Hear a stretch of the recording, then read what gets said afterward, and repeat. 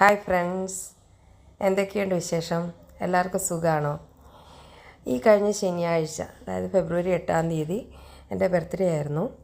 അന്നത്തെ വിശേഷങ്ങളും പിന്നെ ഇന്നലെ ഞായറാഴ്ചത്തെ വിശേഷങ്ങളുമായിട്ട് ഞാൻ നിങ്ങളുമായിട്ട് ഷെയർ ചെയ്യുന്നത്. രാവിലെ അനൂപ് ഓഫീസിൽ പോകുന്നതിന് മുമ്പ് തന്നെ കേക്ക് കട്ട് ചെയ്തു. തലേദിവസം തന്നെ കേക്ക് വാങ്ങി വെച്ചിട്ടുണ്ടായിരുന്നു.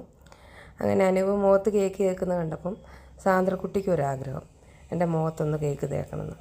പിന്നെ അവളുടെ ഒരു ആഗ്രഹമല്ലേ എന്ന് വിചാരിച്ച് അതിനെ സമ്മതിച്ചു. അങ്ങനെ എൻ്റെ മുഖത്ത് മുഴുവൻ കേക്കാക്കി വെച്ചിട്ടു. അതിൻ്റെ ഫോട്ടോ എടുത്തു. അത് കഴിഞ്ഞപ്പം എന്താ ഗിഫ്റ്റ് വേണ്ടത് എന്ന് ചോദിച്ചു.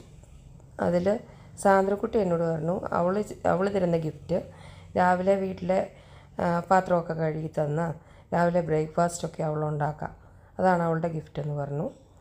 ഞാൻ ഓക്കെ പറഞ്ഞു. കാരണം എന്നെ ഹെൽപ്പ് ചെയ്യുന്നതാണല്ലോ, അല്ലാതെ ഞാൻ പൈസ കൊടുത്തിട്ട് അവൾ എന്തെങ്കിലും എനിക്ക് മേടിച്ചിരുന്നതിനേക്കാളും അവളെന്നെ ഹെൽപ്പ് ചെയ്യുന്നതല്ലേ എനിക്ക് വലിയ ഗിഫ്റ്റായിട്ട് തോന്നിയത്. പിന്നെ അനൂപ് ഒരു ഗിഫ്റ്റ് തന്നിട്ടുണ്ട്. അത് എൻ്റെ കയ്യിലേക്ക് എത്തിയിട്ടില്ല. ഓർഡർ ചെയ്ത് കിട്ടാൻ താമസിച്ചു പോയി. പക്ഷേ ഞാൻ ഏറ്റവും വിലമതിക്കുന്ന ഒരു ഗിഫ്റ്റാണ്. അതെന്താണെന്നുള്ളത് കൈ കിട്ടിയതിന് ശേഷം ഞാൻ നിങ്ങൾക്ക് കാണിച്ചു തരാം. ഇന്നിപ്പോൾ ഞാൻ ട്രാക്ക് ചെയ്ത് നോക്കി, ചെങ്കൽപ്പേട്ട് വരെ എത്തിയിട്ടുണ്ട്. അത് കയ്യിലേക്ക് എത്താൻ ഇന്നാണോ നാളെയാണോ എപ്പോഴാണ് വരുന്നതെന്നുള്ളത് അറിയത്തില്ല. അങ്ങനെ നല്ല മുരിഞ്ഞ ദോശയൊക്കെ ഉണ്ടാക്കി. അത് കഴിഞ്ഞപ്പോഴത്തേക്ക് സാന്ദ്രക്കുട്ടിയുടെ ഒരു ഫ്രണ്ട് വരുന്നുണ്ടായിരുന്നു. അങ്ങനെ ആ കൊച്ച് വന്നു. പിന്നെ ഉച്ചക്കത്തേക്കുള്ള ഫ്രൈഡ് റൈസും കാര്യങ്ങളും ഒക്കെ ഞാൻ ഉണ്ടാക്കി. അങ്ങനെ കാര്യമായ ക്രാഫ്റ്റോ കാര്യങ്ങളോ ഒന്നും അന്ന് ചെയ്തിട്ടില്ല.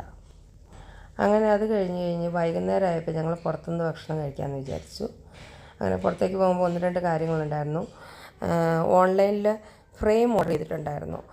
അപ്പോൾ A2 സൈസിലെ ഫ്രെയിം 1000 രൂപ ഉണ്ടായിരുന്നു. അപ്പം അതിലും കുറഞ്ഞ് കിട്ടുമോ, അതോ കടയിലാണോ വിലക്കുറവെന്നറിയാൻ അതൊന്ന് അന്വേഷിക്കണമായിരുന്നു.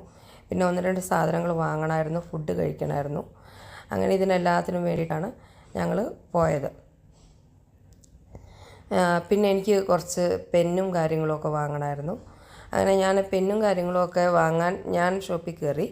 ആ സമയം കൊണ്ട് ഇവർ ഫ്രെയിമിൻ്റെ വില അന്വേഷിക്കാനും ഒക്കെ ആയിട്ട് അനുവും സാന്ദ്രക്കുട്ടിയും കൂടെ പോയി. അത് കഴിഞ്ഞ് ഇതെല്ലാം കഴിഞ്ഞ് ഞങ്ങൾ ഫുഡ് കഴിക്കാൻ വേണ്ടി കയറി.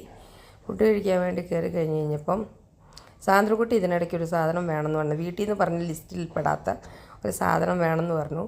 അത് വാങ്ങിക്കൊടുക്കാത്തതിൻ്റെ ഒരു പിണക്കത്തിലാണ്. അങ്ങനെ അത് അവളോട് എപ്പോഴും പറയുന്നതാണ്, എന്തൊക്കെ വേണമെന്നുണ്ടെങ്കിൽ വീട്ടിൽ നിന്ന് പറഞ്ഞുകൊടുക്കുക, കടയിൽ ചെന്ന് കണ്ടിട്ട് സാധനം പറഞ്ഞാൽ വാങ്ങിക്കൊടുക്കുമെന്ന് മുമ്പും പറഞ്ഞിട്ടുള്ളതാണ്. ഞങ്ങൾ ഒരൽഫാമാണ് പറഞ്ഞത്.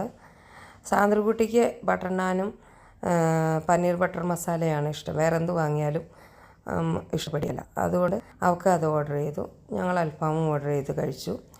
അപ്പോൾ അതൊക്കെ അങ്ങനെ കഴിച്ച് കഴിഞ്ഞതിന് ശേഷം ഒരു ഫലൂഡ കൂടെ ഓർഡർ ചെയ്തു.